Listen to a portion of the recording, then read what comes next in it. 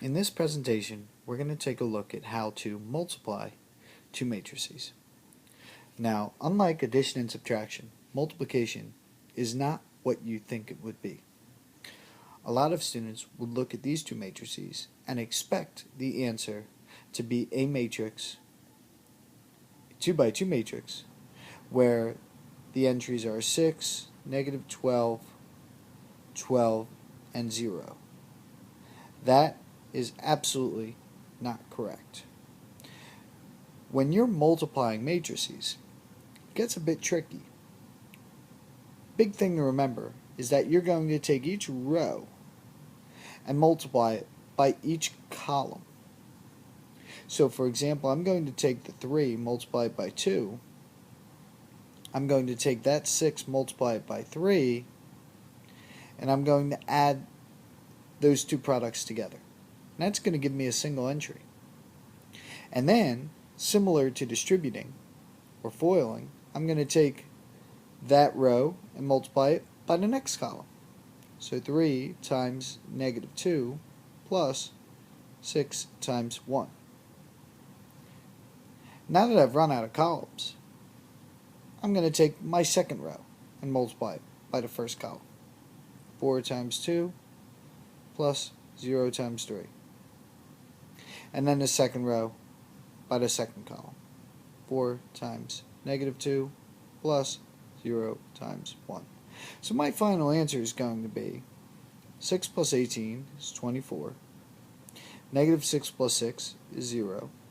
8 plus 0 is 8. And negative 8 plus 0 is negative 8. So my answer when multiplying those two matrices is going to be 24, 0, 8, and negative. So let's try that again. Now you'll notice when looking at these two matrices that I have a 2 by 2 and a 2 by 3. Interesting that they do not have the same dimensions.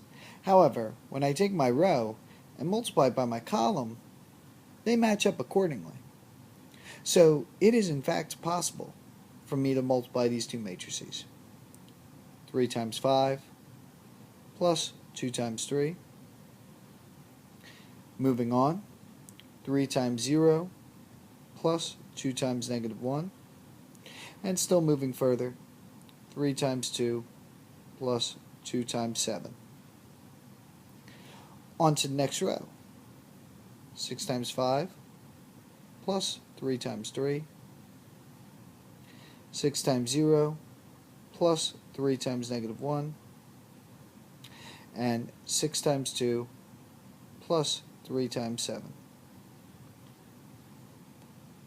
Simplifying each of those, 15 and 6 makes 21. 0 and negative 2 makes negative 2. 6 and 14 makes 20. 30 and 9 make 39. 0 and negative 3, negative 3. And 12 and 21 makes 33. So my solution is the 2 by 3 matrix, 21, negative 2, 20, 39, negative 3, 30. Looking at these two matrices, however, if I take my row and try to multiply it by my column, now I have one extra thing in the column. This is an example of two matrices that do not exist. Interesting trick. If I write down the dimensions of my two matrices and focus on the two numbers in the middle, the 2 and the 3, we can only multiply if those numbers are the same. In this case, because they were not,